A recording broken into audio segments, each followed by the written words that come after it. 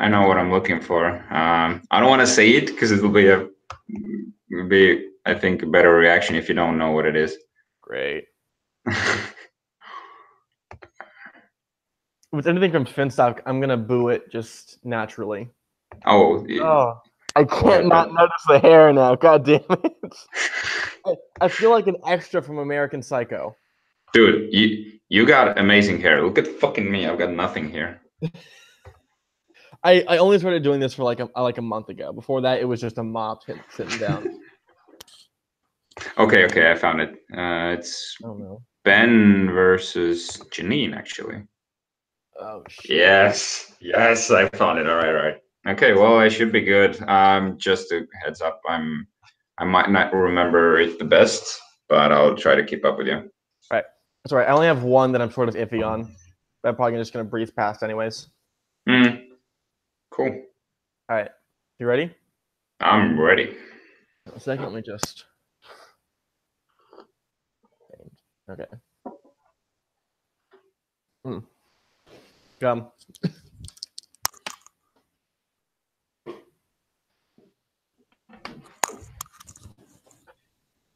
I'll give you the cue when Knapsack used to do the news.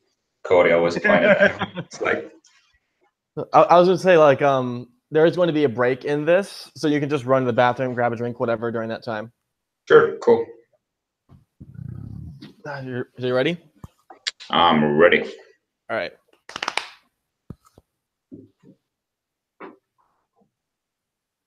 What's up, assholes? Welcome back to the Call to Action podcast. And a little preface before I introduce who I'm hosting with. I have a formal announcement. Two of our members, Helene and Aixa, won't be with us at the earliest till the end of the year. They're both focusing on school and haven't been able to keep up with matches. So that prompted us to search for replacements in our roster. And one of them we have is... Hey! There you go.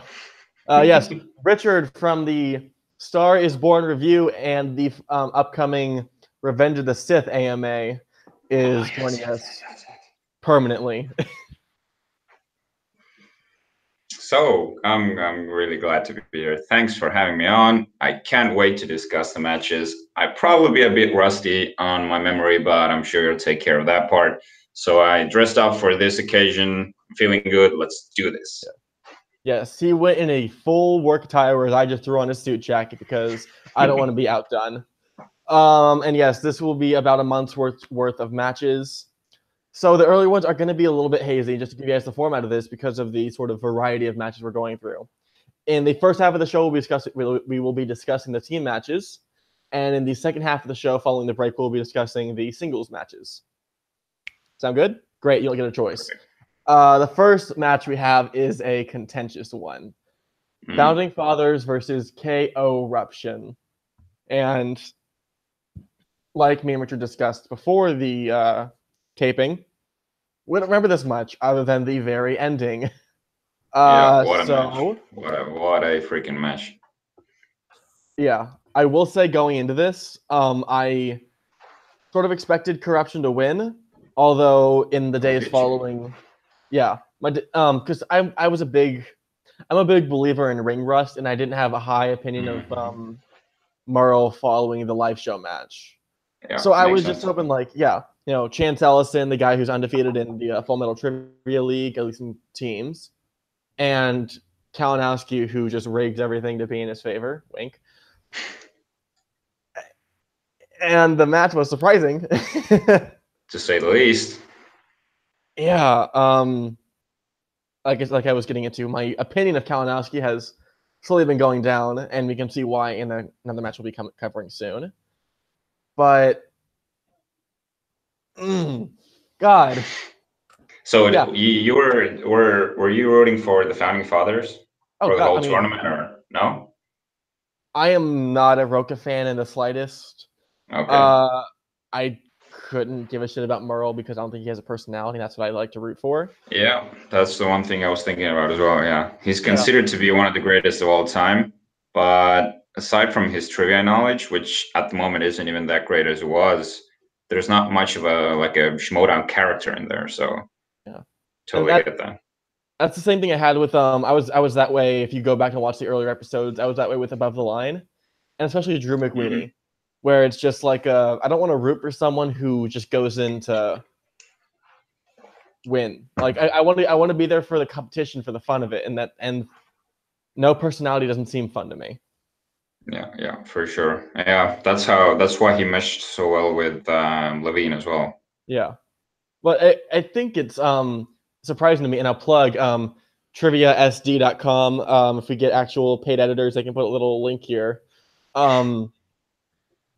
There's a discussion about John Roca being the greatest of all time following the singles win, which we'll get into later.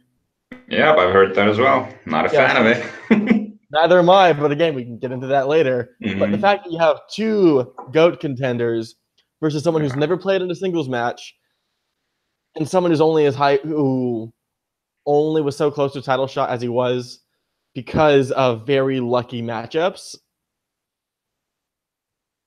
it is surprising that they won, just on paper. Yeah, I'm slowly starting to become a believer in Chance. People calling him overrated. I think he might be underrated. Yeah, So we've seen. I haven't seen the fan leagues that much. I just know he's a beast in there. But what he's doing, like he certainly has some gaps because I've seen him like mess up questions that I knew. yeah. But I feel like his upcoming match with Urban, that's gonna be like his make or break. With But I who? feel like people yelling. He's gonna face Irwin in Oh, the okay. It's singles not like you tournament, said right? Irwin. It's like is he going up against Jay? No, Yeah, Ethan Irwin. yeah, Ethan Irwin. yeah. So in Uh, that sense, I'm not that surprised. Although I am considering just what you said, Roka and Merle, they seem undefeated. But seeing Chance like pull the answers is amazing. I think we're witnessing a birth of a superstar in this league. I it's hard to say, especially because, like you said, he is going up against Ethan Irwin. If not this week, the next week, and he's facing someone who I think has one of the highest accuracy rates of all competitors. Yeah, that's why that's going to be his make or break. Yeah, it's gonna be really fucking tough. Yeah. But yeah, again, it's been a while, so my only real memory of this match is him royally fucking up a question. So, is there anything you want to talk about beforehand before we get into that? So which part what did you want to talk about this match? Yeah, sudden death. All right. So we can get into that. Yeah, and discussion has passed a bit, so I'll try to keep this short. But the whole old wrestle controversy, how do you fall on it? Which one was it? Remind me. I believe what happened was Roka and Kalinowski both had the correct answers. However, Merle didn't have a chance to finish his, but he did answer, "I was writing David O. Russell." Oh, And right, then, right, right, right, right, right, and then right, right. Chance had Yeah, the O apostrophe Russell. that's right. Yeah. Okay. So that was the part where. Okay, yeah, I pulled it up right now, All right. and I think Christian said, "That's fine, I accept it." Yeah. Or does he actually say that that's not acceptable? Because He that was the accepted weird Chance's part. answer, but didn't accept Merle's answer. Right. Okay, Yeah. so I think that was the right call. I don't think there's anything to argue about. The rules are is like it's like the same in the first round. You got to write it down. You got to say the answer. So I don't think there's any question. I get why some people just wanted them to win, and there's an argument there, but I think it's clear and cut. You can't argue that. Well, no, because the point of contention, at least from what I've seen, is more of how Chance wrote the answer. Because Okay. because O Russell, I'm not sure if you know this. O Russell is like O is his middle name. Yeah, I know it. Yeah. But Chance treated it like it was a Scottish name. He put an O apostrophe, which is an entirely different last name. Oh, okay. Yeah. So I have it on the background right now. I'm about to see how Chance wrote it as well. And I Yeah, was like, because I Merle didn't Merle know. fucked it up. He had like Spike Jones on there or something. Yeah, he's like Spike David. Jones, and it was David No, Russell, and but as he was fixing it, then Chance had it correct. He had the O apostrophe. no, it's not an O apostrophe. Oh shit! Sorry, Yeah. I messed up. O is like the middle initial. Okay. It's entirely separate. He just goes by David O. Russell, but it's Yeah, not. but So, yeah. I think we're looking at like a JTE thing here because if you pronounce it correct and you like write it whenever like Geppetto, you get the right answer, but you're Yeah. fucking writing it like a lunatic. But Yeah. yeah, but he like all the best to JT. But yeah, I don't think David or Russell with an apostrophe. I'd say that's fine because the he pronounced it correct and the spelling isn't that important. But you have to like write down sort of like the right answer at least phonetically. Yeah. So I think he did that, and Merle didn't do any of it. Yeah. I do have to disagree. I think that Chance shouldn't have gotten the point in the first place. It should have been 31-31, and then the Oh next wow. question came on. But as it stands, Chance got the answer correct, so it became 32-31 before we get too, ingrained into this. And because of the nature of the show, because again, we are assholes, I feel the need to point out, this is the moment where men became boys, where fans everywhere cried out, Merle shouldn't have lost the match. And I cried with John Roca. And to you, I say, man the fuck up. It's not a big deal. He threw a fit like a child. Get over it. Yeah, Roca is a freaking master of it. He's like, I relate to Roca in so many ways because he's as competitive as I am. I'm the worst loser, and I might even be a worse winner. Like whenever I play beer pong or whatever, I play soccer. It's like the worst and the best of me comes out when I'm competing. So in that sense, whenever Roca is throwing a fit, I kind of hate it, but I so relate to it. But yeah, it's Yeah. Here, 1 second. sure. I'll pause this and come back and cut back to it mid Of course, yeah, when I'm no editing. problem.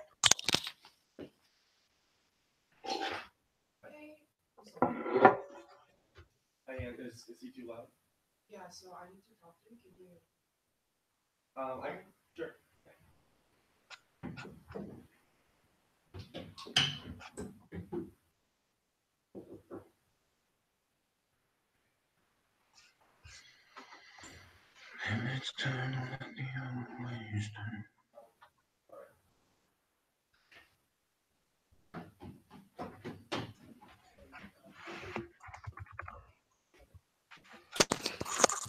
So my RA needs to discuss something with my roommates. If we can come back to this in a second. Yeah, sure.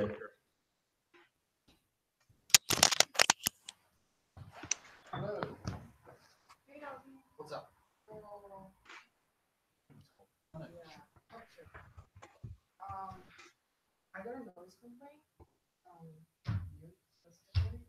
So, can I get your ID? Okay.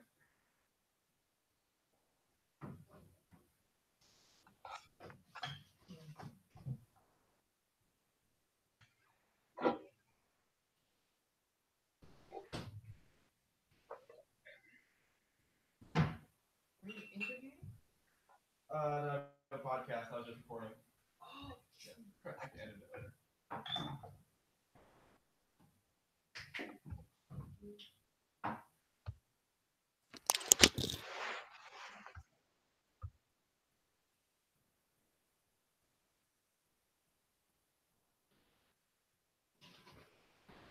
what am I?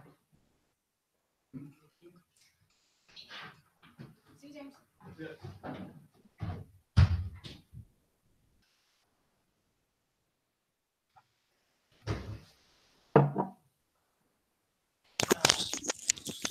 All right. Sorry about that. No, that's fine. Is it gonna? Do you need to like change place? Like, Oh no, is it was the my audio? roommate. Yeah, I So thought he or she had a problem with the noise you were making. No. no. Oh Okay. no, the resident advisor, whatever, had a noise complaint from someone else. Oh, About okay. Oh yeah. So what were we discussing last? Roca and how he turned into a child, pretty much, and me Right. winning or losing and being horrible at it. Yeah. 1 second. Yeah. Sorry for the edit, guys. Something just came up. We can get back to the discussion right now. And Richard, I'm the same way. I am really competitive. And when I was younger, I was the same way. I would like get into arguments or fights about who won a game or something, and end up crying like a little child at the end. Emphasis on child. Roka does not even. Oh shit. Roka does not need to be a petulant little fucking child about No, this. he I don't doesn't. care how much he cares about it, but I wouldn't like. It did feel a little bit like he was guilt tripping, but it's the same thing as before. Like I still have the photos saved on my phone when we were discussing in the Action Army group chat about him versus Andrew on the John Wick 2 poster. Like, no one believes in me. I'm surrounded by enemies. Like he has this tendency to have a him versus the world scenario every single time he comes with conflict, and it annoys the shit out of me. Like it's almost like he prepares himself to lose and makes excuses for it. That way, nothing is ever legitimate. Yeah. Do you know where it comes from? Like that part of Roka? I listened to some of his interviews and where he discussed his childhood and the way he grew up, stuff like that. And he was bullied as a kid, and like he had a tough childhood from what he said, and this sort of I can see that part of him transferring to whatever he's doing now. So, and also what Andrew said about. I think Ben and Drew did a podcast or on the Patreon. They did a video about how Roka pulls like real life stuff into the Schmodown storylines, and it gets all muddled up for him. It's like there's a line where the story goes, and then there's the real life stuff. So, and Roka is very like he crosses that line subtly. Yeah. He walks, yeah, and more often than not, he crosses the line. He takes it too far.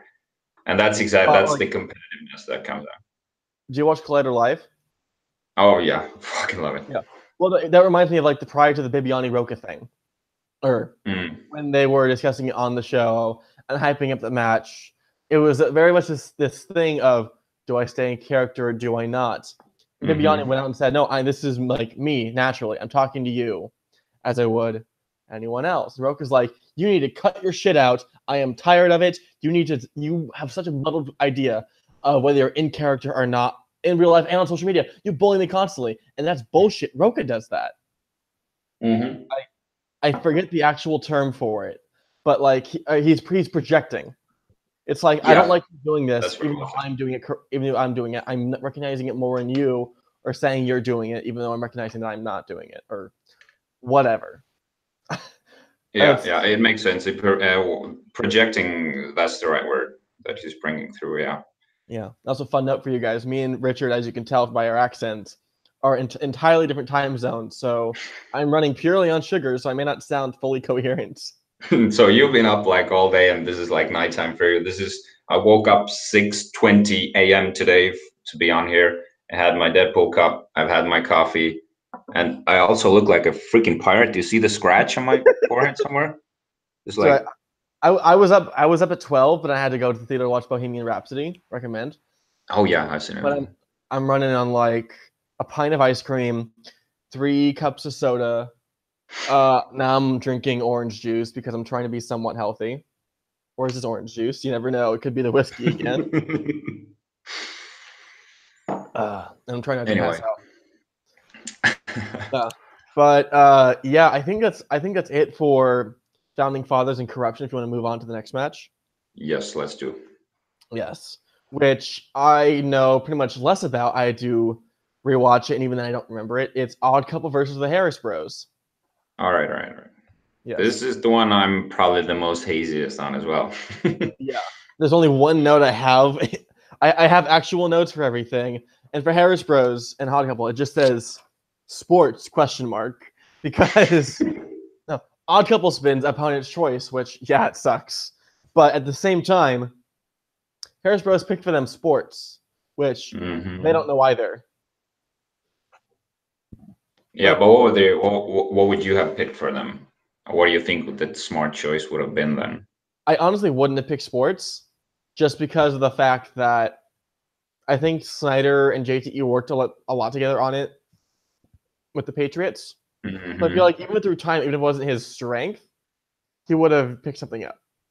I would have probably picked something like romance just to go with like the gender stereotypes, or even then just like a flat out maybe an action adventure, because very few competitors can do that very well. But sports appeared to be a good choice, even though Harris couldn't pick up any of the answers. Yeah, and how do you feel about Harris, Jonathan? Jonathan, Yeah, what do you think of him? I like him. I like. I love what Lon does because it is condescending in a Yeah. very fun way. But Jonathan just copies his shtick, which I'm not huge on. Even with Ben and Andrew, who have a lot of the same ideas of the persona. Andrew goes 100% at it Mhm. because like he admits it himself in that he's not as strong as Ben is in terms of trivia, Yeah. arguably so, but still. And so he's there for intimidation to make the opponents play worse so that him and Ben can get up to higher ranks. I feel like Jonathan and Lon are just hitting a lot of the same beats. They're just like, you should study more German expressionist films. Yes, you should. Or how about avant-garde? Yes, that too. It's the back and forth is just speaking to a mirror, which Yeah, it I'm not. was. Yeah, Mhm.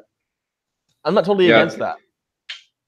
yeah. No, I think Lon's shtick is pretty awesome. I don't relate to him, thus I'm not the biggest fan of him, but I very much enjoy what he does. And what was the team you discussed about in your previous episode? Whitney Seibold was with was he with Hewick? Yes, that was the Self-Righteous Brothers. Right. So I think that's kind of similar because Whitney and Hewick, there are, how do you pronounce his name? Hewick?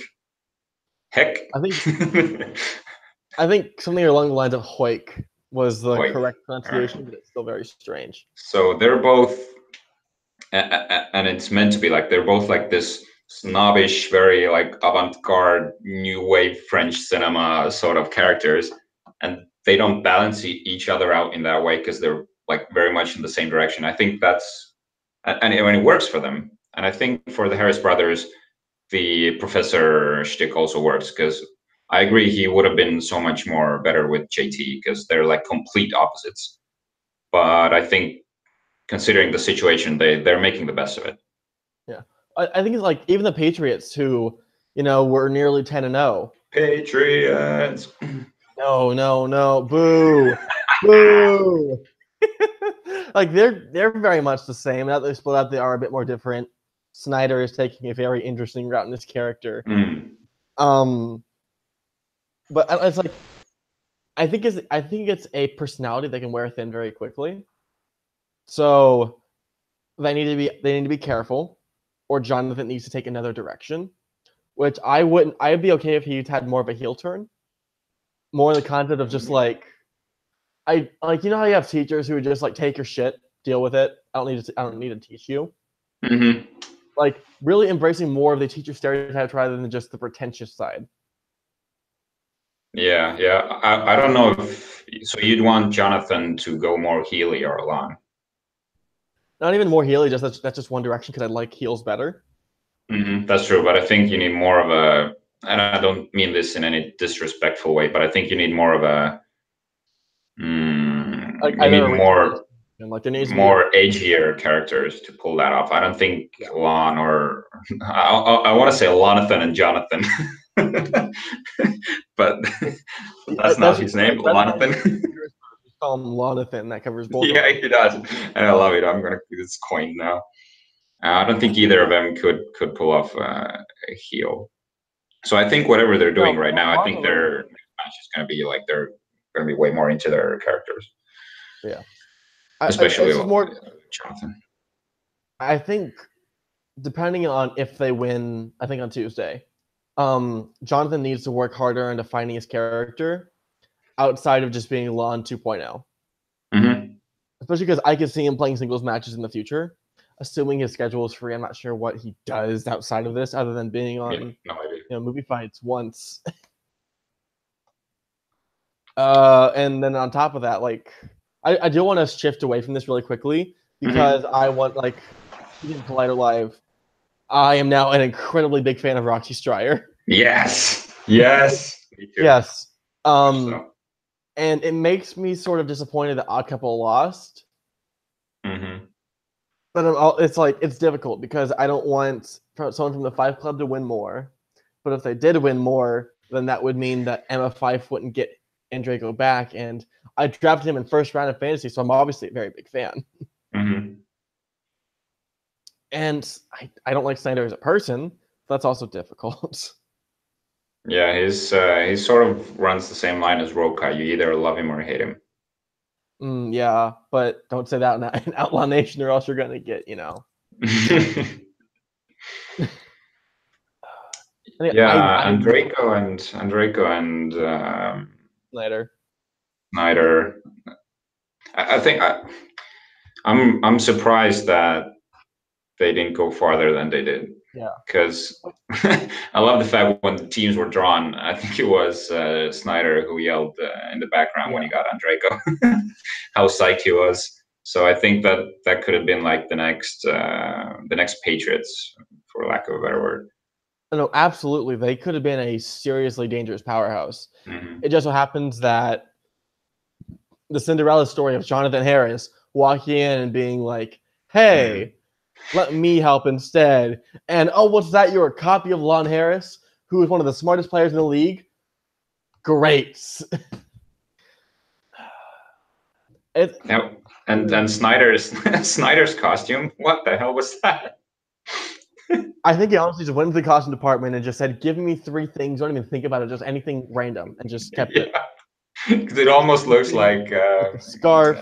I should have done that for Halloween. Just walk around in like a pink dread wig and just a scarf. This looks very weird. I'm gonna stop that. You went as Sweet all the fans. Yes, I did. And I wanted to fucking record something for Halloween. I could have been in costume. I said, motherfucker. Snyder almost looks like from The Fifth Element. I can't remember Mila Jovovich's character. Lilu. Yeah, that's right. God damn it. But yeah, other than that, I can't really reflect much on the match because honestly, I don't remember that much. Lon Harris got a perfect round, but that's it. That's all I remember. Okay, and he hit his bonus as well. Yes, he did. I remember because I was playing along with the match, and it was I think I got like 3 out of the possible 8 points, but I got the bonus one. Nice. What was the bonus one? Do you remember? No, but it was something very simple. Okay. Oh shit! What? No, maybe it was. Yeah. So I'm going through everything here, and I don't see anything. Soundtrack. Oh, that's fine. I was just curious. Yeah. Yeah. So okay, I must have not taken a picture of this one then. It's not here. But oh wait. This is definitely a different one then. Whatever. Yeah, that's right. You want to move on to the final one for this? Yes, let's do. Yes. The actual match that we care about, the only important one. KO Eruption versus Who's the Boss? Crazy. I was legitimately worried, and I'm glad it didn't come true. I was on the edge of my seat the whole time. Do you remember the actual categories they got? I don't, but have it pulled up, so I'm gonna. Okay, because I think I have the actual stat sheet up for that one, and which was also a very interesting match for me. Oh, right. They got scores and soundtracks in the second round. That one. Who's the boss? Scores and soundtracks. Yep, that was the one that Riley redeemed himself in that category. Good. And then Corruption got 2000s, which I remember listening to the Schmodown Rundown on that and being like, Chance, he's a younger guy, he should be able to get that. Kalinowski, he lived through it too, maybe it should be okay. And I don't think they did very well. I got 5 out of 8 points. 8, I think, right? Yeah, 2000s and new releases are some of my strongest. Yeah, Same here, because I mean, new releases are always like, I'm surprised more competitors don't go for that. Yes, I've been saying that the whole time. Like when we get to the final, the singles match, I definitely want to touch on this. New Like, releases is a category that's so untapped. The questions are not deep, and they're very recent. So you'll definitely remember the movie scene from the cinema, if not more. well, it's not even watching it. Most of the things they ask are service level questions. Exactly, it's not a deep category. I think the only truly difficult question I remember is last year in the singles tournament. They were asking me about Blade Runner 2049, and I think maybe it was Ben, said like, it's only been out for a week. How do you expect us to know this? And like, everything else is very surface level. Even Mark Draco is like, what's the name of Scarlett Johansson's body in Ghost in the Shell? It's like, is it a ghost? Is it a shell? It's like, right. That was an insane pull though. Yeah. Oh no, that was a 3-pointer. I remember now because Wow, your facts are pretty good, man. Call me the facts man, because Statsman is already taken. I don't want to put extra effort into this. I think this is the time I need to like clarify. I am not a fan of Finstock or Tom Dagnino, Man Behind the Mask, but Captain Croatia is for some reason a lot better now than it was before. He is perfect for Who's the Boss and Ben. And I don't think there's an actual category for this in the Showdown Awards. But I do want to give a shout out, because this isn't even a funny line to me. I think it's an actual like badass line. It's like someone called it the Titanic, but I don't see any icebergs. Like, that's like 1980s Steven Seagal. That's 1990s Steven Seagal level cheesy bullshit, and I love it. He's perfect. Yeah. Who's the Boss is. Team action is always going to be team action for me, no matter what. There's no other team that's going to even come close. If there ever was, like, yeah, I was a Patriots fan. Now that they're over, I'm a way more big of a fan of Who's the Boss than I was a fan of the Patriots. Okay. I think, like, and the fact that Riley, he started off as the guy, like, I apologize for Bateman, right? It's like, and now each match they do together, you can see Riley loving the way Ben is taking it, and he's slowly becoming the Drew guy of Team Action. Like, not Drew guy, but he's enjoying the heel them too much, and you can see him turning and enjoying the moments, even though he's trying to be the face. Well, I'm telling you, it's the same thing I said when they had the big reveal at the Team Action Live events. Everyone came out in black jackets and sunglasses. They were ready to be heels. Riley walked on that stage and said, I don't know what happens next, but I am ready to go full asshole. And he's getting there. He's not there yet, but he's getting there. Because, yeah. Bateman called Bibiani fat 2 matches ago. Did he? That was it was like something like we might want to slow down for a second, let Bibiani catch his breath. Oh. Yeah. It's a little fucked up, but again, that's the level of heel that you're expected them to better than, because Andrew Guy is fucking up here. And Riley has to walk in and match that. Even just matching Bateman's level of heel. I say matching Bateman's level of heel. So I'm not huge on the shtick yet, but assuming they win on Tuesday, which I think they will, considering story things we'll get into in a second. I do too. Yeah, I really want him to just lean into it, because like Harris Brothers, like they're playing Harris Brothers, right? So just so I have my facts right, and they're real easy to go at.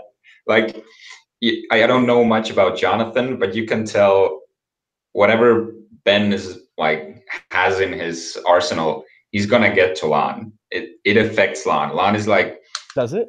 He gets flushed. I feel like he gets flustered when like stuff's thrown at him. Like, you can say shit at, for example, Matt Knoston. He's just a wall. You can say anything. He doesn't fucking care. He's gonna answer his questions. Well, I think Lon you can get to. In one of the Patreon segments, Ben said there's only 2 competitors who don't get phased by my bullshit. That's Clark Wolf and Matt Nost. Mm-hmm. And he hasn't faced, or as of that taping, he hasn't faced Lond yet. I haven't watched, or I don't think we'll see anything from them until after Tuesday because Surely, yeah. because the thing they released before was a spoiler for that match. Mm-hmm. Yeah, I remember that. Glad I didn't watch it. Yeah, I think Paul Denuso watched it, and it was like, Yeah. "Oh shit, have you seen the latest?" I was like, "Nope, not yet." Yeah, he has to see it. Oh, it's already taken down. I'm like, "Thank God." Yeah. And again, I am wholly unaware of what it is, and this is I guess a spoiler, but you guys probably won't see this until after the match on Tuesday because of my editing time. It did bug me in this well, no, that was in the singles match. I'll hopefully remember it then. Like I said, scores and soundtracks and 2000s. Even though I think they landed Spinner's Choice and they took 2000s, right? Did they? I don't remember. You had the one I with the feel match. so professional right now. So, Yeah. Paul, show me your business card. Oh my god. It even has a watermark. Oh, that'd be such a like they couldn't cover it on the show, but they would have a fucking ball with that movie. What movie is that? I'm totally lost. American Psycho. You know what? You Don't haven't kill seen me. American Psycho? Yeah, I know. I'm so embarrassed because it's one of Ben's favorite movies, and he's talked about it extensively. Well, so you know who I went as Halloween one year in this exact suit? Oh Patrick wow. motherfucking Bateman. I am on this shit. Let's go. I listened to Huey Lewis in the News all day. All right, I have to bump this movie up my list. Definitely have to bump it. Do. Just like how I need to get through all of their like back catalog, which means watching Gladiator, which is a big one. Gladiator. It's one of my favorite movies of all time. I got like half an hour into it. I was watching it for a class, and the teacher just stopped or something. No, it was I had to go see my friends because it was like the last day of school, and I was like, oh, I can just watch it on Netflix. Not on Netflix anymore. Oh wow, it might be on Amazon Prime though. Yeah, I have to look into it sometime, but I have to watch Jarhead tomorrow night, which is gonna be fun. Oh, that movie was a drag for me. Although they're making Gladiator too, man.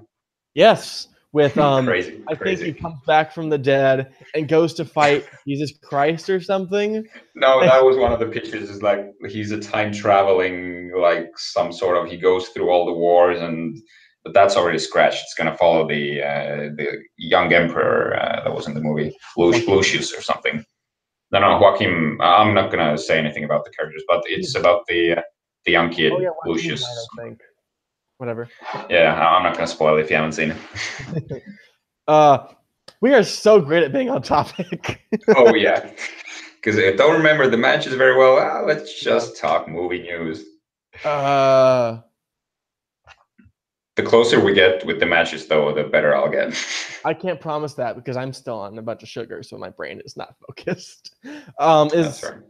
Is there anything you have from the match you want to talk about? I don't think so. What's the next one? That is actually the last team match. So before we jump to break, I wanted to go over some story things, and I have them here, and they're really small, so I need to pull up here.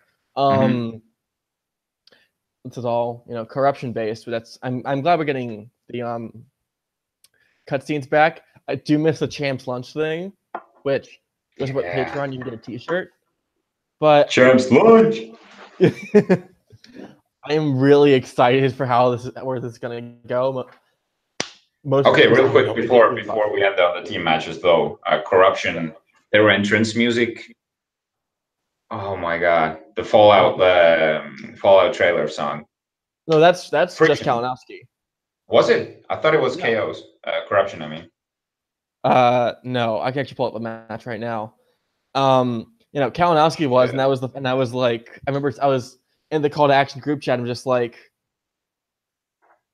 I wholly support Kalinowski, but this song alone puts him in dangerous contention for my top 5 single competitors of all time.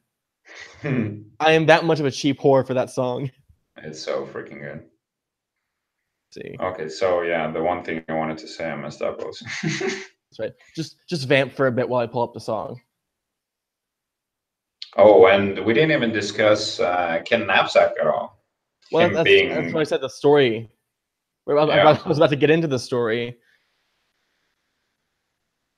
Oh, and yeah, there's a lot to talk about Kalinowski. Oh yeah, I think I know what you want to talk about. The stuff with Thad Williams. That's what it is. With a record of Okay, not doing anymore. But it's the chant from the hole in Dark Knight Rises, which Oh right. Shit, there was that I one. don't think that's totally fitting, but it is badass. It's very badass. I think it's fitting though. Yeah, I think I think I it's honestly I think that would probably be Andrew's theme more, like because like at least to me he is rising from the pit of just like, oh, you can't compete. First match against Morrow, it's a fucking joke, and then base boss TKO, and then just sweeping through the league. I think that would be a perfect, and it's fucking scary as hell if it's the right person. I think that song takes itself seriously. Guys, like he knows he knows what he's doing and he's in on the joke. So his song, I don't remember what the song was. It's the hip hop song. I think it's way better for him. Ooh, shit! I can't transition because there's storylines. Fuck. It's like speaking of songs that match competitors, there's one that doesn't that we'll get into in the singles matches. I think that's a great yes. cliffhanger to end this part on. But we're not ending the part yet, and that's the fucking concern. We still need to discuss the story about Kalinowski, about how he took Cal, which means Ben and Riley have a stronger bond, which to me means they're gonna win because they had the same thing before with Mike confronting Mara for the Inner Geekdom tournament. Again, 1 second, and then he also got Knapsack to lock in a spectacular, and then following that, Brienne says, "Here's all the competitors you're gonna walk if you don't stop if you stop being Kalinowski's bitch." And then Thad's like, "You know what? Fuck you, Kalinowski," and Kalinowski's like, "You watch, fucking hoe," and then he's like, "Yeah, boss, let's execute Order 66," and his boss, who we don't even like know who he is Who do you like, think it's gonna be? "All right." Oh no, we already saw. Who was he talking to? It was some no name guy. He crashed Inman's win at Spectacular. He crashed Finstock's Manager of the Year speech at the awards, and something else. I totally forgot. All right. Oh, he's been there, but again, it's like, "Hey, yo, boss, execute Order 66. All right, my man, I got it. Are the plans in set? Yeah, they are. Handshake. Here's the paper. Boom, done." I'm excited. Oh, definitely. I think there was also a pretty good speculation on the Movie Trivia Showdown Facebook page about who, like, it was very speculative and it was a theory, but it was something, I can't remember who it was, but some player who was actually out for a while. But it was just like, imagine if it was this person. Do you know what I'm talking about? No, You haven't seen the first who? person you say is Humberto Gonzalez, which would be fucking hilarious. Shit, it wasn't him. I can't find it. It was a perfect speculation. Well, I was thinking, like disbanded team. What if it was Janelle or not Janelle? What's her name? Is Danielle, who was part of the Night Sisters with Emma 5? Is it Danielle Radford? Blanking. I think that would be funny if she comes back like the hood on, going full Sith, like Asajj Ventress from the Clone Wars animated series, and it's just like, "Yes, it is time to execute the plan." And Emma 5 is like, "Why do you need to do this?" And she's like, "We must eliminate all the faces. Come join me on the dark side." And Emma 5 is like, #heel watches over, bitch. Shakes the hand like the famous wrestling handshake, which I totally forget what it is, but that would be fucking amazing. Do you think this is the end of Thad Williams as commish? No, because as of right now, we only have 5 matches confirmed for Spectacular. I think the 6th one is going to be basically like a commissioner off. So it's going to be like Christian, Thad, Kalinowski, and I'm going to assume other people. I'd say like top contender probably going to be Levine and Brienne. You guys just fight for like who has control of the league. Because I think I would have thought that this is the end of Thad because the storyline would match up. He wasn't strong enough. He got bullied by Kalinowski, and I feel like Christian wants that title back. Well, he Because was supposed to he's the actual commissioner. Like Yeah. he's he was Schmodown supposed to in be that sense. back in February because there was that whole story arc of just like we're gonna like you get this for 3 months Contract. Yeah, Mhm. that's fucking contracts which aren't even there anymore. Yeah. So that's I think that'll be the end of Thad sooner or later. So, set up. Terrible title music. And on that note, we will see you after the break. We can cover the four singles matches in the past month, whatever. Catch you on the flip side. I can't wait. Great. So finally, break time. Do whatever you Oh want. shit! I was so bad at this one. I'm gonna do so much better on the singles. I feel like I didn't have my facts or anything. That's all right. I don't have my facts either. I'm gonna forget everything. I'm just gonna be screaming wild berries the entire time. Yes, perfect. I'm also gonna try and get the better headphones with the mic. I'll see if the colleague's upstairs. Yeah. Just be back in like 5 minutes. 5 minutes. Yeah, perfect. Great.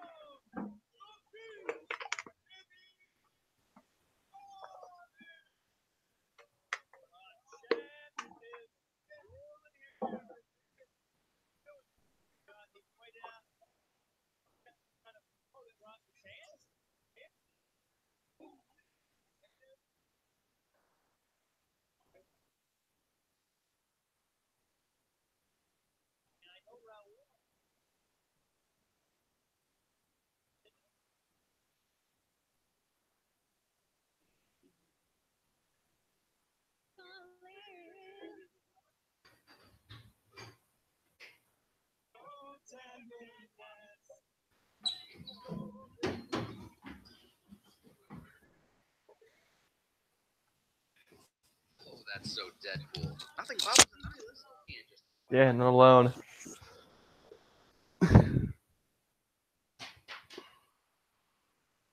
Or not. How is my audio now? A lot better. Yes, I wish I got this sooner.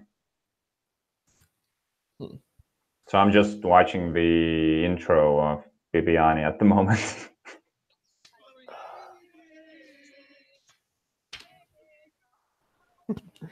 Paul's Fucking Roka, he can't handle any of that shit.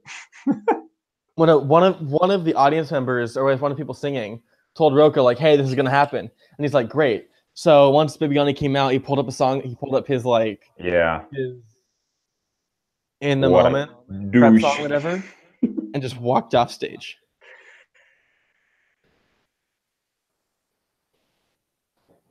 What a bitch. I mean, I used to love Roka a lot, actually. Yeah. I was a big fan of his character. More and more, I'm starting to. Well, it's because he's been both Ben and Drew. So I feel like that's the biggest rivalry. Boo! People, I sound like people are like, "We need to end this Action Horseman feud. It's over." It's like, No, it's only beginning. no, the hell it ain't. It's just getting started. Remember, Spectacular 2, where he fucking tackled the dude. Yep. It will Oh, never be sorry. over. It will be over when either Team Action, who's the boss, or Ben, or God forbid, Drew Guy beats Roka. Wow. Why, God forbid? Well, Andrew had his run, as spectacular as it was. I can't see him doing it again, though. Beating Roka, I think he would actually do it. I think Roka from Riley and Merle is. I think we should actually save this for for when we actually get started. When are we ready? Because I can literally just like cut in right after this, or right I'm during ready. that. All right, 1 second. Da, da, da, da, da. Oh wait, let's see. I have a good idea I can do. Just go with from Harry Potter. He's back. Do you know that part? I don't actually. Is this that loud? No, that's fine. All right, I got this. And welcome back from the break. I do have one formal announcement. Yes, hi, name is James. We have a shitty champion.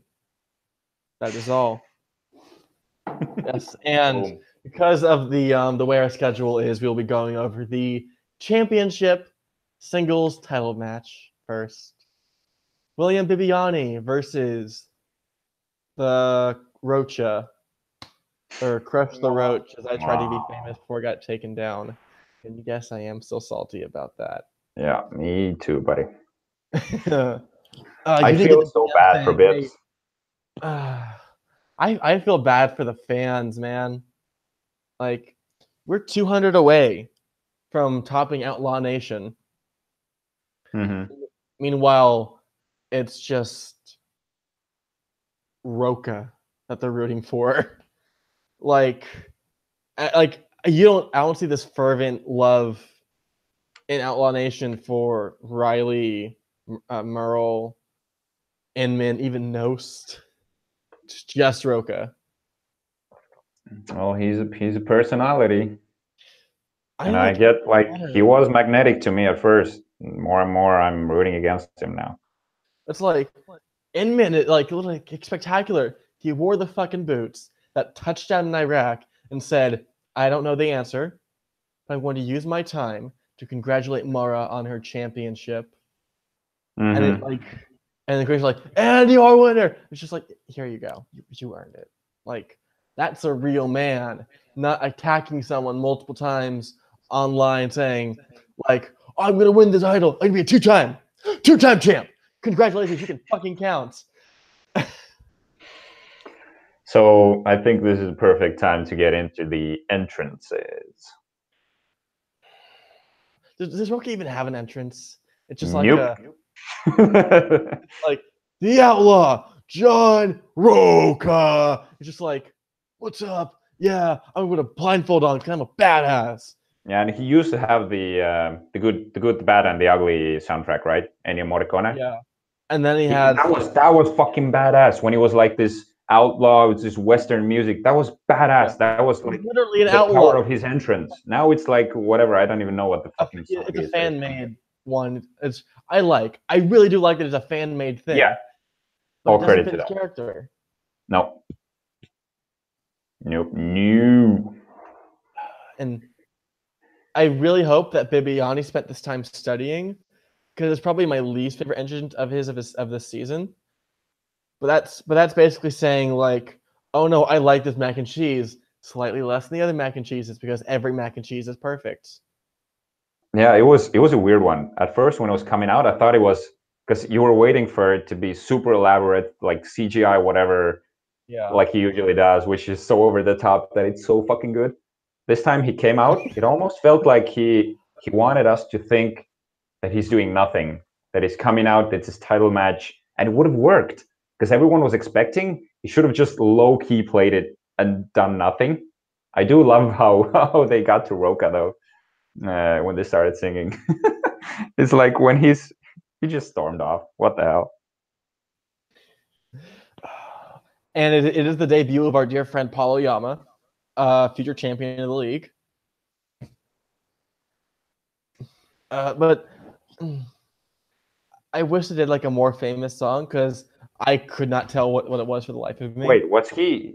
He was one of the people singing? Yeah. Yeah. How come I did not know that? What the Because you hell? didn't read the chat at the right time. Fuck. Wait, I'm totally gonna have to rewind this.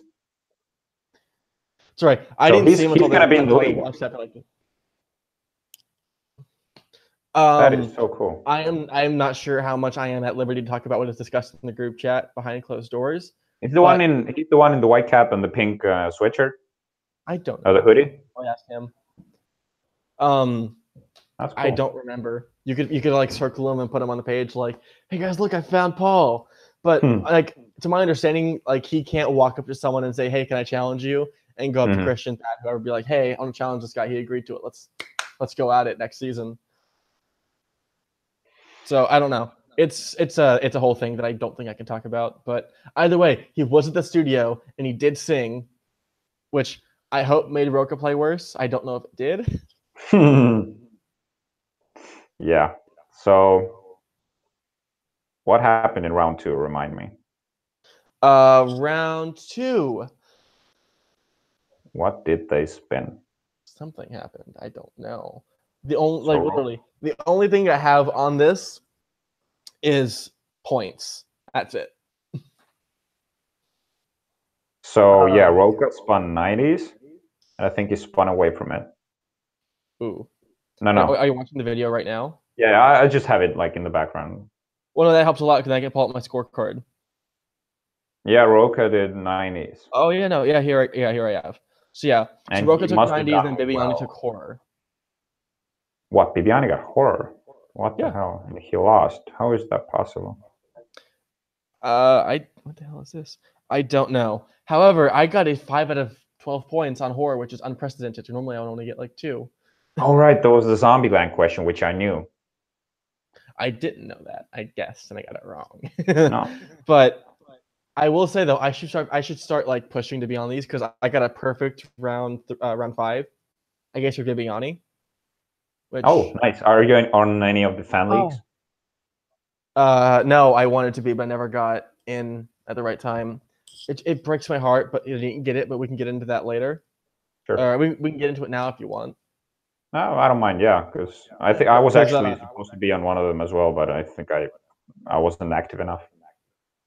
Yeah, I'm gonna need to hop onto that when the next season starts. Because I think they're in their own tournament. Do you mean Full Metal Trivia or which one? Yeah, Full Metal Trivia, because that's the one where Chance get picked up from. That's the one Paul was in. That's the one Emma McAllister is in. Just a bunch of people that we've been involved with are in that, so I may as well get there too. How's Emma doing? Her character, that was like, she had a really awesome character name. Who? Emma. She is Dollface. Yeah, Dollface, yeah. And I think she auditioned. Yeah. She's I like her. She auditioned for the show. Yeah. Yeah, like I said, Paul, I think, is the undefeated team champion, so he's part of the Patriots, basically. Mhm. Emma, I'm not sure how she's doing. I think she's like middle of the road competitor. Okay. And Chance was, I think, the nearly undefeated singles champion. Mhm. Yeah, but again, I remember Bibiani's 5-pointer perfectly because of how broken up I was that he got it wrong. Was basically like who played so and so, the sister of the dead person, maybe it wasn't perfect, and the man from Uncle. And Oh, it that was was Elizabeth. Elizabeth Debicki. Yes, that's how I messed up. Yeah, He said the wrong name as well. I was Something. watching it in my dorm room last semester on this exact computer, and I sat there and said, "How can a woman be that gorgeous? It seems Yes. Oh my like god. scientifically impossible." So I looked her up and I remembered her name because it's just the perfection of a human person. I did not think could reach that capacity. Yeah. The first time I noticed her was in The Great Gatsby. She She was was gorgeous. She's the friend of Daisy. exactly, the Yeah, golfer. like golf. I don't know. Whatever. Either way, because I remember the moment perfectly. It was 5, 4, 3, 2, 1. Bibiani guessed what it was, and I said, "Repeat the question." And right when Harlow was saying, "And your winner is," and I'm just like, "It's fucking Elizabeth Debicki." I knew a Mm. 5-pointer. That never happens. Did you know the only 5-pointer I'm most proud about is the one that when Andrew beat Merle about Shy 44? I knew that one too. Such a random question, but you kind of know this one. Like Tom Hardy, like this obscure movie that no one remembered, and we know it. Well, it's like because that's about the year that I started really getting into movies. So it's one of those ones that stand out. Like it was like a February release, but it's like this would be one of like the rare hits of February. You never know. And it's Mhm. like and it has Gary Oldman as well. Numi Rapace, Joel Kinnaman. I haven't even seen that movie, but I know that movie. Yeah. But Well, yeah, the I five have a lot of pointer. those. Like, So you went nuts when he couldn't get it right. I I very nearly screamed. I held myself back, but it is infuriating just having that. I know the answer to a championship 5-pointer question, and not only Mhm. can I not do anything about it, the person I'm rooting for lost on it. Yeah. So yeah, we got Roka as the champ now. I Are want we to do the gonna? Do same. you want to discuss what's gonna happen with the next title match, or should we go through the other matches first, or do you want to? What do you mean the next title match? Well, the one who wins the tournament and challenges Roka. Is there anything to discuss other than just it's a tournament? No, no, no. I mean, like, who do you think is gonna win, and who Oh, you think it's gonna I be, and who's mean, gonna win, and stuff like that. who do I think it's gonna be? Um, Honestly, I'd probably place my bets on either Clark Wolf or Ethan Irwin. What? Clark? Clark is gonna get her ass whooped by Ben. I have full confidence in Ben to kick Clark's ass. Like I put her that way because I saw how much she studied her ass off for the championship match, Mhm. and she cannot be phased by the heel talk. I And I think think what's. Oh, sorry. yeah, I think that's going to be her big way to win is just not giving a shit about what anyone says about her and just getting lucky with round 2 because like that's the thing I said is no matter what, no matter how much I love the other competitors, Lon and Ben are going to be either Lon or Ben are going to be challenging Clark, which I was correct on, and Mhm. they're all very good competitors.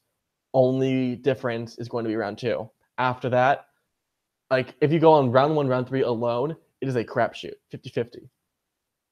And Ben is one of the best players in round 2. Yeah, but Clark again, she has some McWeenie level luck on that fucking horror slice. Yeah, but she fucking lost to Makuga.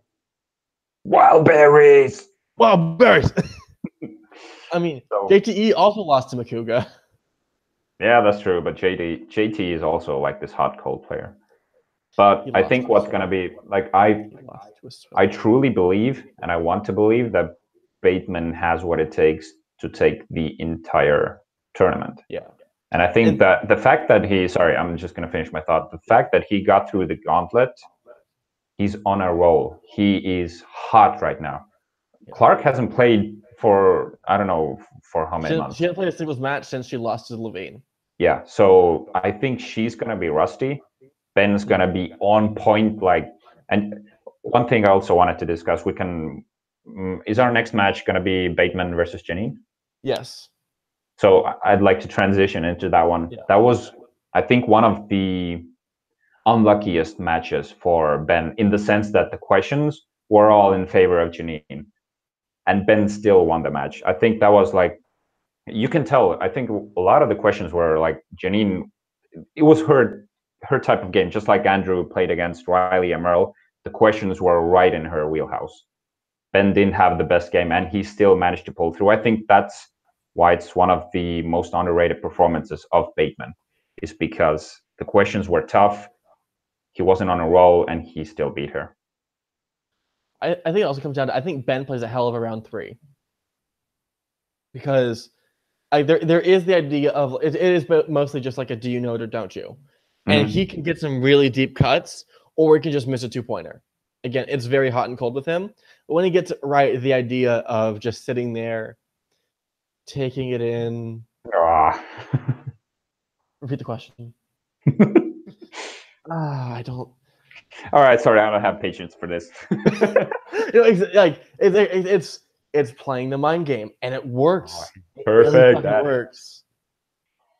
Because I think, unless I'm mistaken, in that match, I think he had to hit the 2, the 3, and the 5 to stay in. That points don't line up. And that'd be 10 points. Okay, I think he had to at least hit the 5 and one of the other ones. Mm-hmm. I have the match pulled up, so yeah. It was still there very this very thing. The 2-pointer was Doug Lyman directed Brad Pitt in what 2000s action film. And I guessed on that one because I only know Doug Lyman from Edge of Tomorrow. Yeah, I knew the answer, and I was quite surprised that he went for the repeat on this one because I think he would have. I think he was just playing the cocky role. Yeah, but he had 2 repeats left. I would have saved them, but it actually felt like he didn't know the first time what it was. He needed time to get there, which is another reason why Ben has what it takes to become a champ in the future, or very soon, maybe this year, is that he can, like most players and myself included, if I play along, they either know or they don't, and thinking about it won't help their cause. Because when you're under the lights, you either know or you don't. The fact that you're able to pull a question, that's genius. And it shows how calm you can stay under the lights. We were talking about this beforehand, just me and you. I get this message out of nowhere from my friend, and she's like, "You better not have a mullet." So I'm gonna walk back home. I'm not walk back home. I'm gonna go home for a break. I'm gonna see her. She's pull out a razor and said, "Shave that shit off right now." Please go in on a MacGyver intro song. Dude, you could cosplay MacGyver so perfectly right now. No, I'd rather do MacGruber, man. Oh, just, walk into a room, hand him a note. This building will blow up in 5 seconds. MacGruber. Or no, it would be Michael Scott as MacGruber. C2A. Yeah. So I was gonna say before we can get back in match really quick. I think I want to do a bracket. I don't think we'll get that until Friday for the singles tournament preview. Mm-hmm. Yeah. So I think after that we can discuss who do you think's gonna win, because it is very much a matchup based thing, and because I really want to say Erwin can win it, but one question and he falls, and that happens a lot where it's like he misses one question. It's like I remember early, I think in phase 3, Ellis had a perfect match and he still lost. Mm-hmm. I think it's what's going to happen with Erwin, where he's going to play better than his opponent, but he gets like the wrong question in the wrong time, and that's what makes him lose. So yeah, so you think Chance is gonna win that one? I don't think he is. No. I'm just saying in general. I want to say Earthen can win the whole thing, but I don't think he will because one of the opponents he faces, either in the quarter, semi, or the finals, he's going to miss one question at the wrong time. Do you have the bracket on hand? Like, can you send it to me so I can have a look? I'm telling you, I don't think the bracket is going to won't happen. It won't come out. I think it's already out. Not the bracket. The actual matchups are. Oh, I meant the matchup. Sorry. Yeah, I can pull that up real quickly. Yeah.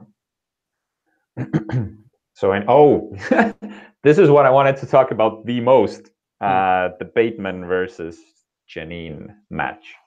So, Tom Dagnino, just bear with me, is the greatest manager that ever was and will be for me because of this match. So, did you hear what he said at the end of the match? No.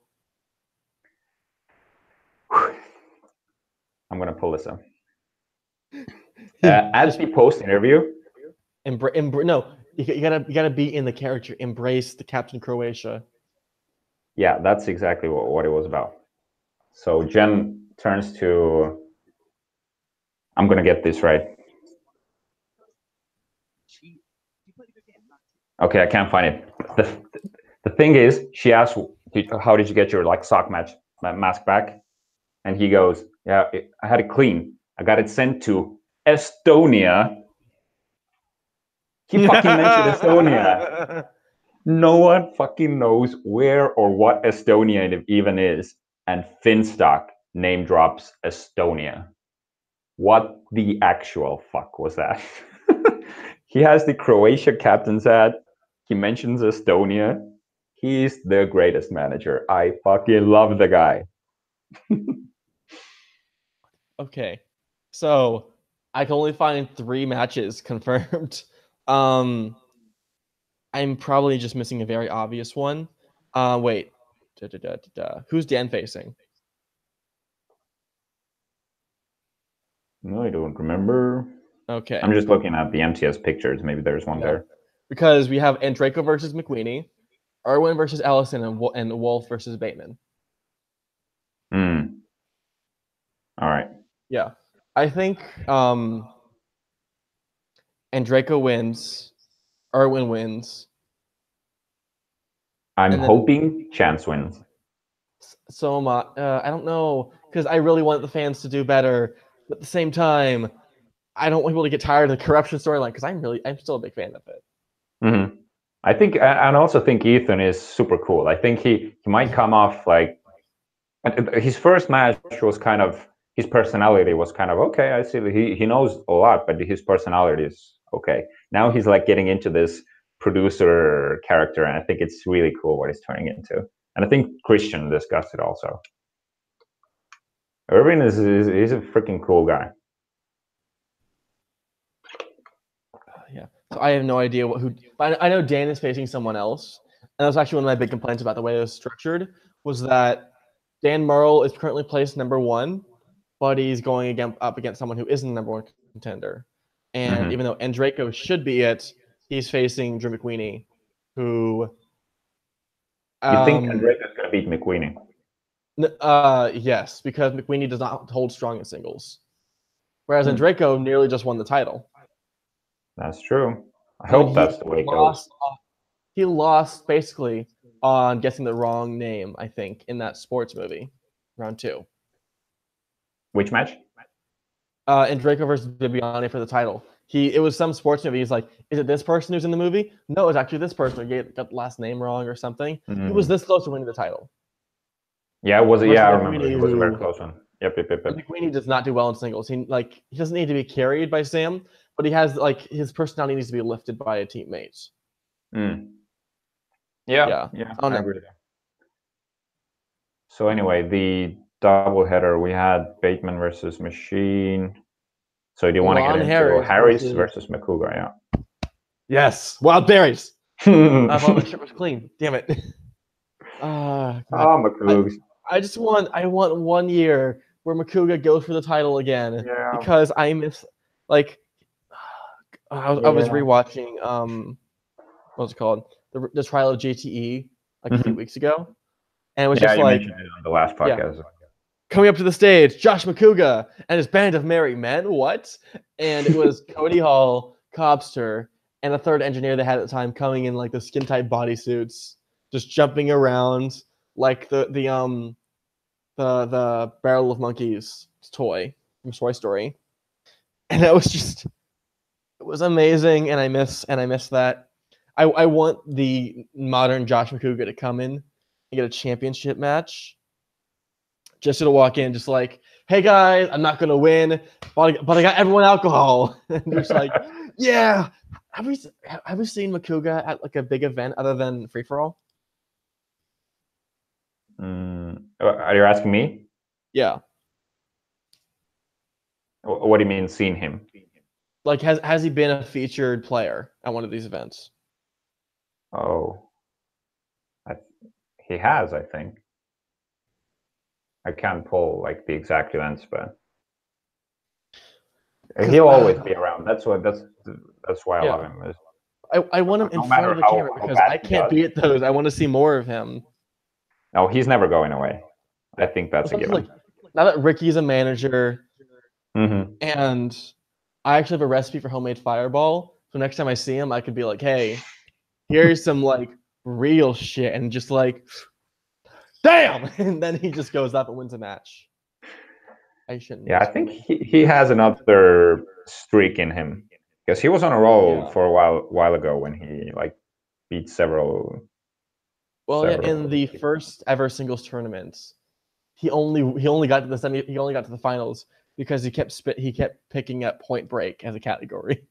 Oh, was that in the Phase Schmo one. era? Yeah. Okay. I know he beat Bonnie Somerville, Mm-hmm.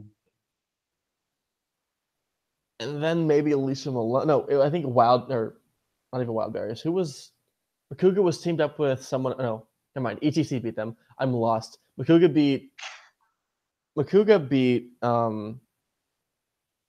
Bonnie Somerville.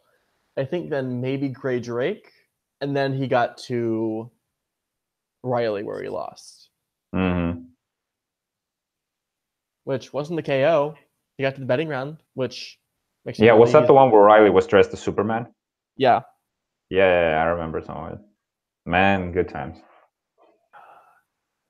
I really want them, like, I know we talked about it before a couple times, but on Collider Live, I wanted to do like a TV showdown with maybe like Roxy versus Makuga. Yeah, I've been thinking about a TV Schmodown for a while. I don't think it works because I think TV is too broad. There's too many TV shows. I think you could still do it as long as you have the right categories. You could do like the CW Arrowverse, or you could do like shows created by not Dane Harmon. Who's the guy who I can pull his name up, but I think it's possible because even right now we're very limited to the kind of stuff we see because again with Lon Harris we don't see German expressionist films or Yeah. French wave. Yeah, it's easier to tighten the circle on movies, and you need to do that on TV Schmodown as well if they're ever gonna do it. Chuck Lorre is who I'm thinking of. You do like a Chuck Lorre category because Okay. Shit. Yeah. Like you could go a lot as long as you keep it narrow. But either way, back to that match. Final score is 14-13 in favor of Lon, which Lon scoring 14 points is not a good sign. I love how like fucking Makuga loses it at the post interview, and Jen is the biggest fan of Makuga as well. Well, it's like Love it. we should have her as like a permanent host on the show because she has the same feelings we do. She loves team action. She loves wild berries. Who? Jessica. Oh, Sturger. Again. 1 second again.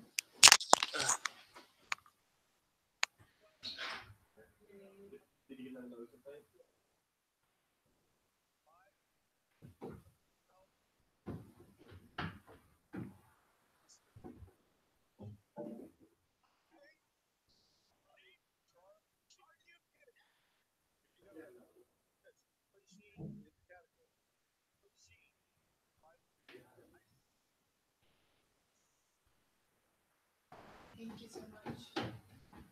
Yes. Yeah, Dante. Really not said anything for like 4 minutes. Really?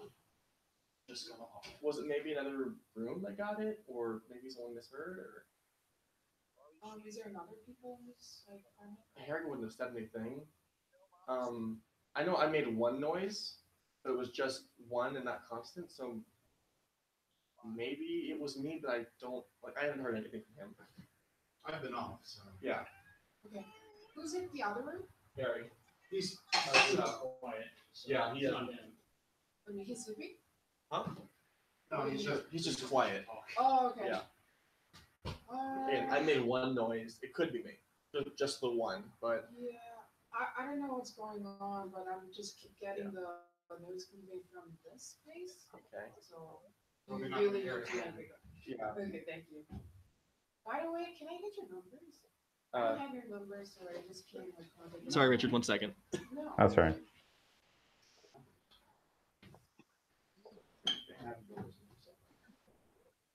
You can, yeah.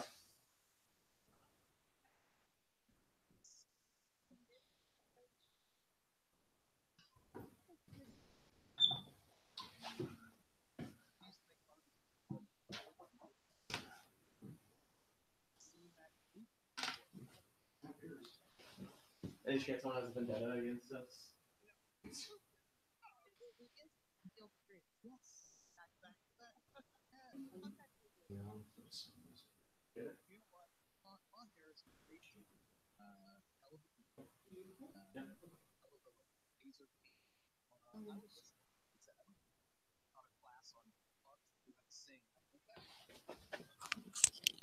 Sorry about that. 1 second.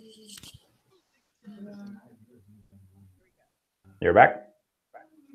Not entirely. Oh yeah, we forgot to mention it in the Bateman's match. That was the new releases. Mm-hmm. Because I got a perfect round 2, but coming of age, I did terribly at. Nice. Yeah, and then this one was where Long got the perfect round 1. But yeah, Ben finally picking, New finally releases. sticking with new releases. Even though that's his fucking job. Yeah. Oh, I was so happy. And he he went to multiple choice once and he got the question right. I think so. I don't know. I remember more that I got a perfect 8 out of 8.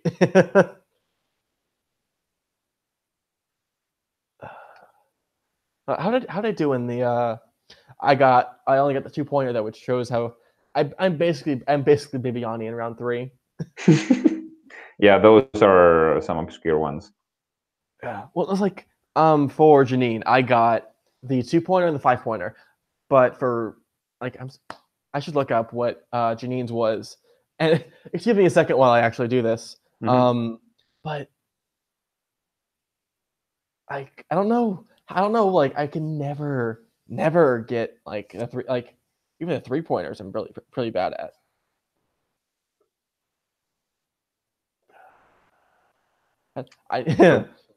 Yeah. So basically, whenever I'm on my phone, I'm like, or even when you're on your phone, someone needs to vamp, so it's not just dead air. All right. So. Yeah. Oh yeah, we were talking about the Makuga match and how it ended. When he's screaming Lucas and hugging Sturger. Yeah, the arms over the no. It's even like even after that when it's like Christian and Mark recapping the match, he's like, Oh my god, he's so lovable. He might be like the most likable, lovable character in the Shimoda ever. might be. I think he is like Yeah, inarguable. he is. Oh, he's just great. So, should we like take on the final match? Lon. Yeah. So here, Janine's 5-pointer. In Disney's Hercules, what is the name of Hades's 2 shape-shifting minions? I feel it was just like a really easy question. Is it? Haven't seen it. You haven't seen Hercules? Nope. You whore. I have not. Their names are Pain and Panic. Pain and Yep. Panic, which I also she got know them. from Kingdom Hearts 1 and 2. Wow. Yeah, but yeah, and then the actual final match of the trilogy, the Revenge of the Sith, if you will, Bateman versus Lon Harris. Oh man. Oh boy! Speaking of Kingdom Hearts, I love it. Well, I can't say I love it. The way that match started, I was worried. because Ben didn't do well in the first round. Like usually, well, actually, he's solid, but I this just one, I read think your notes. he went into it. I can't remember how we went into round two. Yeah, 6-5 for Harris, Oh, that's pretty good. I have and this. Lance fun animated. And Jesus, how didn't Lon know in Despicable Me Gru wants to steal something? Like, what's the thing he wants to steal? And The he goes multiple moon! choice. How do you not know that? Yeah, the moon. It's I will great. say And in Ben his stole that defense, one off of multiple choice. in the very beginning, they do steal the Pyramid of Giza, which is why that was on there. I get Mm. that, but the moon, like, it's literally a lot. Like, it's a big thing in the movie. It's just like, we're going to steal. Pause for dramatic effect. The moon, like, it's a thing. It's its own very big, very clear thing. I think there was something else like really obvious he missed in that round, but I didn't play. But I believe that one I also got a perfect round on. Mm-hmm. I never play along. I used to. I don't anymore. I play along in my head. I just don't mark the Yeah. scores. I think it's But fun yeah. because I keep it around for if we want to do reactions. So it's Mhm. like, no one's free to record today. May as well send it to the group chat. Like, hey, look, I'm actually really good. Paul, if you're at studio again, brag about me. I can face you. Which I should start doing that. Okay, I know what. Okay. Either way, I think Ben's really consistent around one, which sucks because Mhm. in Getting better though. Well, his confidence is. it was like in one of the recent matches we covered today, he got like 4 points in round one, Mhm. which isn't good. That's worse than me. Most of the time, I've gotten like 2 points in round one, so I can't judge too much. But also, what's in Ben's favor is he's one of the better players of the game. He's also very Yeah. knowledgeable, but he's like team action. Him, Andrew, and Ben, they're like, if not the best players of the game. Yeah. Just like the Patriots were. Yeah. Yeah, I think, funnily enough, I think Ben's greatest competition is Janine because she's an action patron. So Mhm. all these behind the scenes vids, she's just like, I know your strategy. I know your weakness. You don't know mine. Fight me. One of the biggest mistakes Lon made is he went first in round two. Yeah. If you're playing a guy who always goes second, has explained extensively why he does in his, well, he's not a patron probably, but that's when they kind of reveal a lot about themselves. On the rundown, the first, like I remember it was on a team action match last season. Mhm. I know last season or early this season. They said we always want to play from behind. Yep. Because it basically tells you if you need to take risks and how many points you Mhm. actually. And it's like, oh yeah, that's a nice thing. So Levine's like, I play from behind because I don't know how many risks I could take, how many points, and everyone's like, oh, that's genius. And then everyone. Yeah, but there was team action was there first. Yep. Oh, also another thing I wanted to ask.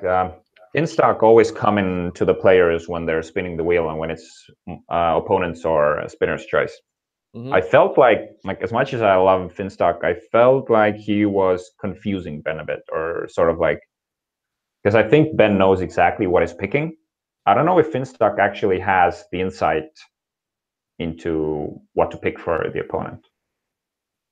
I kind of feel like he wants to be in the frame and wants to like be this big shot, but I think eventually Ben is the one, or whoever the competitor is the one who picks. Well, it's like the same thing because I think he did it. He did it also at the live event, which I'm not sure if they showed. He always does it. in the He did it video. with Patriots all the time. No, I mean he helped team action at the live event. Oh, okay. Yeah. So it's like I like to imagine that he knows what he's talking about, but at the same time, if he can't make a fucking scheduled movie watching event, Yep. go to the beach. Maybe he doesn't want to have time. Maybe he doesn't have time to watch all the matches. His time is too valuable. I And wish I could yes, have called into Collider Live on that one when they I discussed it. would have been like, "Hi, my name is James Spence. I host the Call to Action Pod. Link in the description. No, it's not. Whatever. Hey, Finstock, fuck you," and then just hang up. But I think it's awesome that they're still like they get along and all is forgiven. And because Christian has said also that's what Finstock does. That's not supposed to apologize his errors, but you kind of have to accept Finstock for what he is. I don't like the idea of accepting people as they Kinda. are. Yeah, Plus, but I have a buddy here who he is consistently half an hour late to everything. So I've gotten in the habit of telling him things are at a certain time, like a half an hour earlier. And once he showed up, on time, and I was already there because I like to do things early. And he's like, "Why is no one else here? You're here half an hour early. You told me to be here half an hour early. I didn't think you'd actually show up on time, motherfucker." So round 2, Ben spins We're so on Denzel. topic.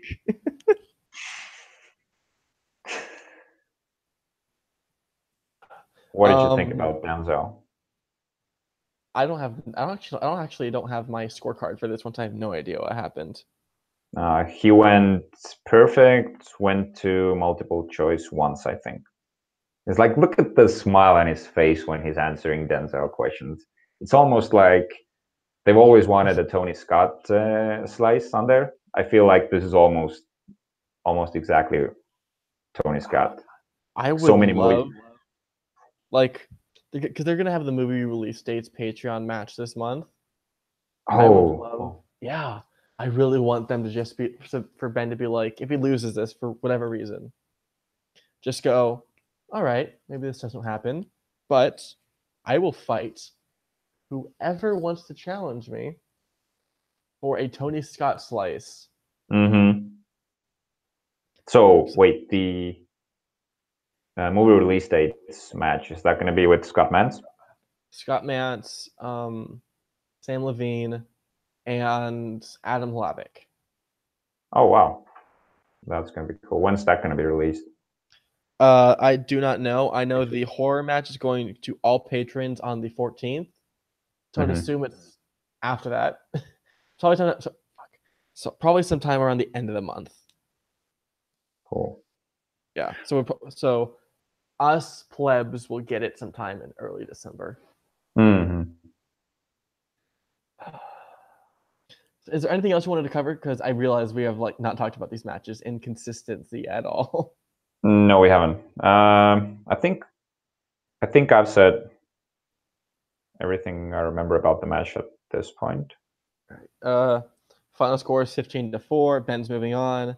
How do you see? So, before we totally sign off, next week the match schedule looks like the team finals and the singles tournament bracket go over discussion, whatever. How do you think the actual final match is going to go between the Harris Bros and Who's the Boss? I don't want to jinx it, but Too late, I'm going to. I have a feeling that I discussed it with Paul DiNuzzo as well. He has a feeling that Ben is in the running for a singles champ belt and a team match belt. God, that would. Because me and Paul, we have this thing that we try to read Drew's and Ben's body languages when they're doing their Patreon vids, and the way Drew like Ben is always very professional. He can manage his emotions. Drew is a fireball, and he doesn't reveal anything, but you can kind of feel his cockiness when he's talking about stuff, and that's Paul's prediction that Ben might be going for the dose. Yeah. Because I have evidence as well, which I didn't hear anyone else pick up on. Before the match started for him and Harris, he said, I already kicked this guy's ass once. Let's do it again. And I Mhm. know Harloff would go on and on about we recorded this before the team finals, Yeah. but there was that and the post interview, which I luckily didn't hear. Makes me believe that Ben won already.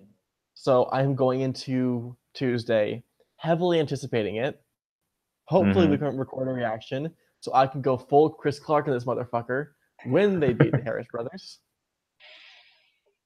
And I honestly think, well, I don't want to jinx it, but fuck it, I'm gonna say it. Yeah, they beat the Harris brothers, and I think they're gonna beat the Shire Wolves eventually. Also, Because I think the Shire Wolves are gonna be rusty and not as hungry, so and I feel like Ben and Riley are gonna get to them.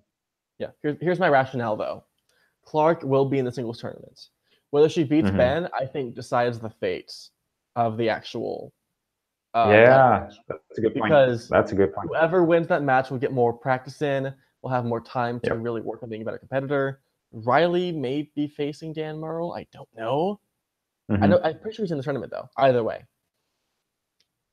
Rachel will not be in the tournament, and she's not competing in the Inner Geekdom match then either. So she will go in with about 6 months of ring rust, or I mean, about 6 months. And she's also very easily shaken. If Ben really goes all out like he wants to, if Riley embraces the heel, if Finstock can even get to her, she's done. Exciting! It's so exciting. What's gonna happen? I really want Ben. I really want to see the face of Ben. He's just like, here's the belts. Like, if the post interview is 3 words, I'm fine. I'm fine with that. Do you know what would be the greatest thing of all time for like Ben winning either of the belts? Is if that question would be, what was, and it's the 5-pointer for the championship for whichever singles or teams. What is the number for Jean Valjean in Les Miserables? And everyone's like, get your cues ready. 2, 4, 6, oh. I'm not gonna scream because there's people outside. Oh my god, I will lose my shit completely. I think it'd be like this is just for me because this is the moment where I became a Team Action fan. Was if it came down to the 3-pointer in round 5, and the question was once again, who is the main villain in Spider Raimi's Spider-Man? Spider Raimi's, which got them the win over top 10 in the tournament last season. Oh right, is when they walked off. Yes, that would make me lose my fucking mind. Like, first of all, I'd be like, this is really shit structured, Christian. How dare you? Or Thad or whoever. And then 2 seconds later, it's like, we got them. Holy shit, they got it. Ripping my shirt off, throwing it around the room like a fucking teenage girl on spring break. I'd be losing my shit. I'm just trying to be quick. Maybe I might get a noise complaint. And that podcast, I can't imagine everyone being there and being super hyped. Well, it's like I don't remember who it was, but I was recording with Michael. I think it was with Andrew and Roca. When Andrew lost the match, I pulled up like the Scottish bagpipe funeral music. Whenever Who's the Boss loses, I'm gonna do that again. It's just gonna be this event of there goes our chance again. And I could get some some toilet paper as tissues to wipe my eyes because it's like, you know, the shit Indian grin and that, but I'm that terrible pun. So what do you think if Who's the Boss gets to the faces the Shire Wolves, beats them or doesn't? Do you think, like, I don't want it to happen, but do you think that Team Action would break up for a while and Who's the Boss is the new team? Because, you know, Drew is super busy right now. He has the TV show. Yeah. He has the Clash Royale stuff. Well, And I like, mean, if they would break up, I think that would be the best outcome. But I still don't want Team Action to break up. in my mind of minds, I think the best thing they could do is for the league to establish a new rule where competitors can be in two different teams at the same time. That's gonna be controversial, though. It would be, but that would mean Action and Who's the Boss stays together, Founding Fathers and Top 10 stay together, Self-Righteous Brothers, Cinemaniacs, and Critically Acclaimed are all still together. It's gonna get so muddled, though. I don't know if that will work. And it's difficult because you don't know how many people want to stay together. Yeah, because you really like Cinemaniacs. I get that. Yeah, it's the perfect combination of like a full heel, a half heel, and a face. I see problems with it, though. I see more problems than Well, it's positive. like how in the very early days of the show, for a storyline, I wanted to pitch Andrew Guy breaks out of prison and all of his matches become cage matches, and he physically fights someone in his path. Which, looking at who he faced, would have been fucking hilarious. Where it's like, can he beat Dan Murrell? Well, it's a cage match, and he just got out of prison, so I'm gonna guess so. It's like, of course, it's probably not gonna happen. It probably wouldn't even work, but it would make me happy. So that's what I'm gonna fight for. It. Like, what would also make me happy is shaving off this fucking mullet. Keep it, grow it longer. We can put that. So this is probably gonna be the end of the episode because we've been dragging on way too long talking about nothing. But comment down below. Should I grow out a mullet? Should I really embrace the 80s style? Maybe they'll get me on the show. Maybe I can be like all of my stuff can just be like John Hughes movies and be like, what's up? I'm from the 80s. Haha, I want some. I know New Coke is from the 90s. Whatever. End of the episode. Tired of this shit. Richard, where can people find you? You can find me on the Action Movie Anatomy Facebook fan page and on Instagram, Richard Eric Jarvie. Yes. Oh God, here we go. You can find me on Twitter at Temecula Film Guy. That is at TEMECULA Film Guy. You can find me on Instagram at James_Spence. You can also find Ben and Andrew on Twitter at BenBateMedia and at Andrew Guy. You can also find the show on Twitter at Team Action Show, which is both for Action Movie Anatomy and the Team Action personas. And ideally also for the Action Guys show, now on the Collider Network, which happens every Friday, I think. So perfect. It's so perfect. It is amazing. Team Action Patreon? Yes. You can also support the Team Action Patreon. I believe the link is below. I'm not totally sure. Again, keep an eye out on Tuesday or Wednesday. You will see the actual recap they uploaded before with all the spoilers involved. And this week on Action Movie Night, either this week or next week, whenever they find the time. Yeah, probably be in December, I think. Oh, well. I think so. I'm not sure because this week is going to be a pre-taped episode. And yeah, well, they will let me know whenever it's going to happen. But yes, go on. Well, I don't know what's going to happen next, but look forward to Revenge of the Sith. I will be calling in, and I already have something fun planned. I won't say what it is, but hopefully you'll lose your shit when I do it. I have a sneaking suspicion you will be reciting your own version of Darth Plagueis the Wise. I might. Wait, 1 second. Richard, just do it. Unlimited power. Ultimate power. No, no, no. You were my brother, Anakin. I loved you. From my point of view, the Jedi are evil. Well, then you are lost. Perfect. I can do this. Hating Christian. As a dedication to this podcast, you need to say who would be the better Anakin Skywalker, Tom Cruise or Nicolas Cage. I have a third option. This is Jared Butler. Jared. Okay, but Tom Cruise or Nicolas Cage? You can save it for the show. Just work on your Tom Cruise impression. Don't underestimate my power. Padme, I love you. Why am I not part of the Jedi Order? It's not fair. Yeah, I can't do Cage. I can almost do Cruise. I gotta work on my butler though. No, Nicolas Cage would be great for Emperor Palpatine. Like, it seems that when I was healing you in a fit of rage, you crushed Padme's heart. And then Hayden, Tom Cruise's Hayden is going, no. No.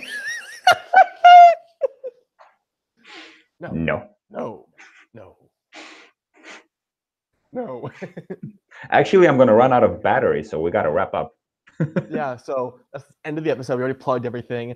I'm sorry this was a shit show. I'm sorry also, but it was fun. I'm running on fumes right now. I'm so sorry.